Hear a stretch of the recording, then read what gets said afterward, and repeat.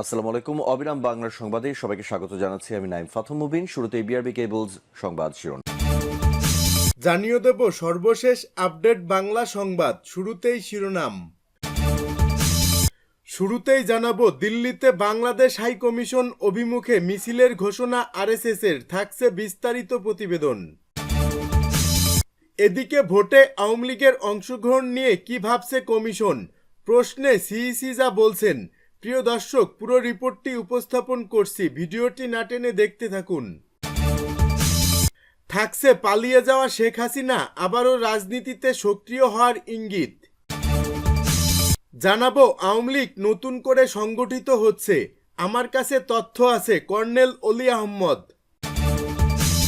এবং সর্বশেষ জানাবো, দেশের 1 ইঞ্চি জমিও কাউকে ছাড় দেব না, হুঁশিয়ারি দিলেন জামায়াতের আমির। এতক্ষণ শুনছিলেন সংবাদ শিরোনাম, এখন থাকছে বিস্তারিত। দিল্লিতে বাংলাদেশ হাই কমিশন অভিমুখে মিছিলের ঘোষণা আরএসএসের। ভারতের দিল্লিতে অবস্থিত বাংলাদেশ হাই কমিশন অভিমুখে মিছিলের ঘোষণা দিয়েছে দেশটির উগ্রপন্থীদের সংগঠন আরএসএস। বাংলাদেশে কথিত সংখ্যালঘু ইস্যুকে কেন্দ্র করে তারা এ কর্মসূচি ঘোষণা করেছে। শনিবার ভারতের সংবাদ মাধ্যম ইন্ডিয়ান এক্সপ্রেসের এক প্রতিবেদনে এ তথ্য জানানো হয়েছে। প্রতিবেদনে বলা হয়, শুক্রবার আরএসএসের এক কর্মকর্তা বলেছেন, প্রতিবেশী দেশ হিন্দু ও অন্যান্য সংখ্যালঘু সম্প্রদায়ের নিপীড়নের বিরুদ্ধে আগামী সপ্তাহে দিল্লিতে বাংলাদেশ দূতাবাস অভিমুখে একটি প্রতিবাদ মিছিল বের করব। দিল্লিতে এক সংবাদ সম্মেলনে আরএসএস দিল্লি ইউনিটের মিডিয়া ও যোগাযোগ বিভাগের সহ ভারপ্রাপ্ত কর্মকর্তা রজনীশ জিন্দাল বলেন, আন্তর্জাতিক মানবাধিকার দিবস হিসেবে পালিত 10 ডিসেম্বর দিল্লির নাগরিক সমাজের ব্যানারে বাংলাদেশ দূতাবাসের দিকে পদযাত্রা অনুষ্ঠিত হবে। জিন্দাল আরও বলেন, বাংলাদেশে হিন্দু এবং অন্যান্য সংখ্যালঘু সম্প্রদায়ের সদস্যদের বিরুদ্ধে চলমান অত্যাচারের জন্য সমগ্র ভারতের জনগণ বিক্ষুব্ধ। এদিকে বাংলাদেশের জাতীয় পতাকা অবমাননা ও ভারতীয় সংবাদ মাধ্যমগুলোর অপপ্রচার সহ কয়েকটি ইস্যুতে দুই দেশের মধ্যে চরম উত্তেজনা বিরাজ করছে। এ পরিপ্রেক্ষিতে ভারতীয়দের জন্য বাংলাদেশের ভিসা সীমিত করা হয়েছে। দুই দেশের সম্পর্কের ইতিহাসে প্রথমবারের মতো এমন শক্ত পদক্ষেপ নিল বাংলাদেশ। শুক্রবার থেকে এই নির্দেশ কার্যকর শুরু করেছে কলকাতা হাই কমিশন। এর আগে ত্রিপুরার আগরতলায় বাংলাদেশের সহকারী হাই কমিশনে দুর্বৃত্তদের হামলা ও ভাঙচুরের পর সেখানে সব ধরনের কার্যক্রম স্থগিত করেছে বাংলাদেশ সরকার। বন্ধ করে দেওয়া হয় ভারতীয়দের ভিসা দেওয়ার সব প্রক্রিয়া।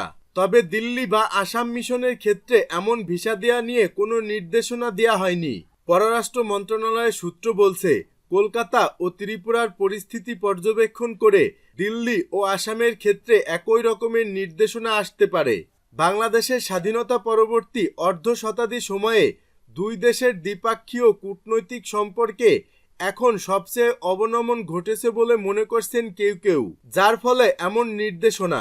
গত বুধবার এক সংক্ষিপ্ত নোটিশে কলকাতার ভারপ্রাপ্ত deputy high commissioner Sikdar Mohammad Ashraful Rahman ও ত্রিপুরার সহকারী হাই কমিশনার আরিফ মোহাম্মদকে অনির্দিষ্টকালের জন্য ঢাকায় ফেরার নির্দেশ দেয় পররাষ্ট্র মন্ত্রণালয়। 24 ঘন্টার নোটিশে সাড়া দিয়ে বৃহস্পতিবার তারা ঢাকায় ফেরেন। এদিকে বাংলাদেশের সহকারী হাই কমিশনে হামলার ঘটনায় ভারতও দুঃখ প্রকাশ করেছে। এছাড়া হামলার ঘটনায় জড়িত 7 জনকে গ্রেপ্তার সহ 3 পুলিশ সদস্যকে বরখাস্ত করা হয়েছে। ভোটে আওয়ামী লীগের অংশগ্রহণ নিয়ে কি ভাবছে কমিশন প্রশ্নে সিইসি যা বলছেন। বিনা ভোটে বা ডামি নির্বাচনের কারণে কয়েক দফা ভোট দেয়া থেকে বঞ্চিত হয়েছেন সাধারণ ভোটাররা। সামনের বার যে কোনো মূল্যে সেগুলোর পুনরাবৃত্তি হতে দিতে চায় না নির্বাচন কমিশন। এর মধ্যে গত 3টি নির্বাচনে এই বিনা ভোট বা ডামি নির্বাচনে জয়ী হওয়া আওয়ামী লীগ জুলাই অভ্যুত্থানে গণহত্যার অভিযোগ নিয়ে ক্ষমতাচ্যুত হয়।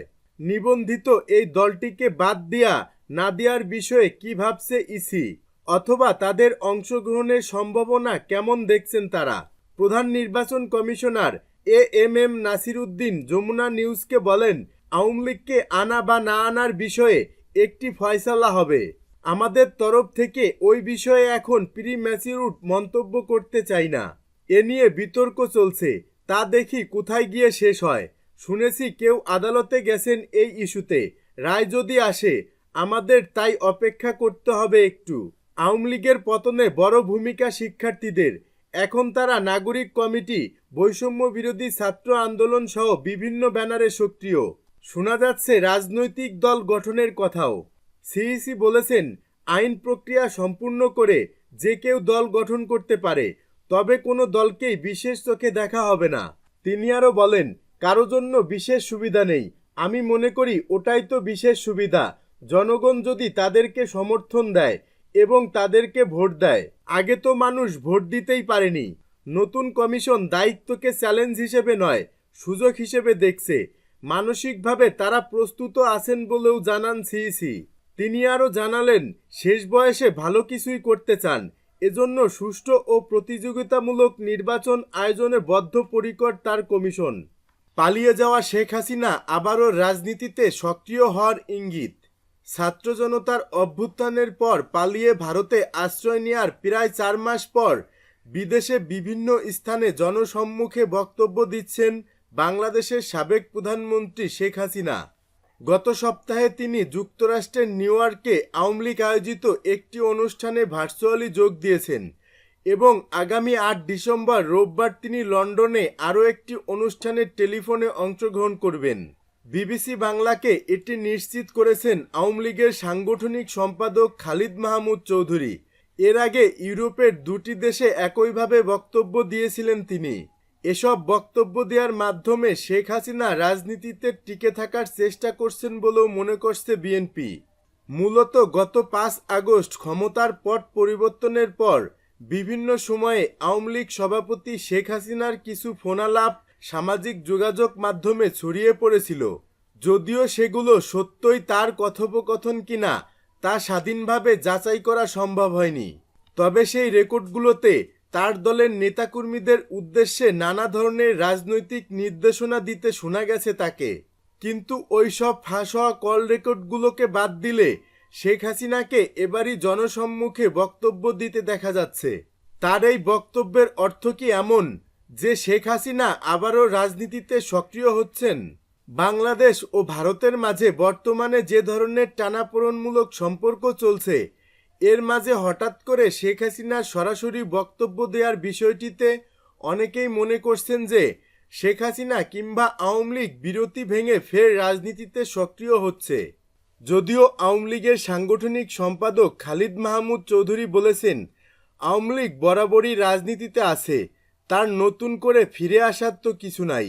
নিউ ইয়র্কে শেখ হাসিনা তার বক্তব্যে যেসব দাবি করেছেন সেসবের অন্যতম ছিল বাংলাদেশের সংখ্যালঘুদের উপর নিপীড়ন চলছে এবং তিনিও তার বোন শেখ রেহানাকে খুন করার চক্রান্ত করা হয়েছিল ইত্যাদি। শেখ হাসিনা যা যা বলছেন তা তার দেশের স্বার্থে বলছেন উল্লেখ করে মিস্টার চৌধুরী আরও বলেন, দেশ এখন দুর্বৃত্তদের হাতে চলে গেছে। দেশকে, দেশের মানুষকে, দেশের সার্বভৌমত্বকে রক্ষা করা আওয়ামী লীগের নৈতিক দায়িত্ব, কারণ আওয়ামী লীগ এই দেশের সৃষ্টির সঙ্গে জড়িত। এদিকে বৃহস্পতিবার সাবেক প্রধানমন্ত্রী শেখ হাসিনার বিদ্বেষমূলক বক্তব্য গণমাধ্যম ও সামাজিক যোগাযোগ মাধ্যমে প্রচারের নিষেধাজ্ঞা দিয়েছেন আন্তর্জাতিক অপরাধ ট্রাইব্যুনাল। বিগত আওয়ামী লীগ সরকারের আমলে বিএনপির ভারপ্রাপ্ত চেয়ারম্যান তারেক রহমানের সব ধরনের বক্তব্য, বিবৃতি গণমাধ্যম ও সামাজিক মাধ্যমে প্রচার ও প্রকাশে নিষেধাজ্ঞা দেওয়া হয়েছিল। যদিও চলতি বছরের আগস্টেই সে আদেশ প্রত্যাহার করেছে হাইকোর্ট। যদিও শেখ হাসিনার বক্তব্য প্রচারের বিষয়ে আদেশের সমালোচনা করে মিস্টার চৌধুরী বলেছেন, এটি বাক স্বাধীনতা হরণ। তিনি বলেন, জন্মলগ্ন থেকেই আওয়ামী লীগ এই ধরনের নিষেধাজ্ঞা মোকাবেলা করে আসছে। আওয়ামী লীগ নতুন করে সংগঠিত হচ্ছে, আমার কাছে তথ্য আছে। কর্নেল অলি আহমদ। ক্ষমতাচ্যুত আওয়ামী লীগ নতুন করে সংগঠিত হচ্ছে বলে দাবি করেছেন লিবারেল ডেমোক্রেটিক পার্টির প্রেসিডেন্ট কর্নেল অলি আহমদ।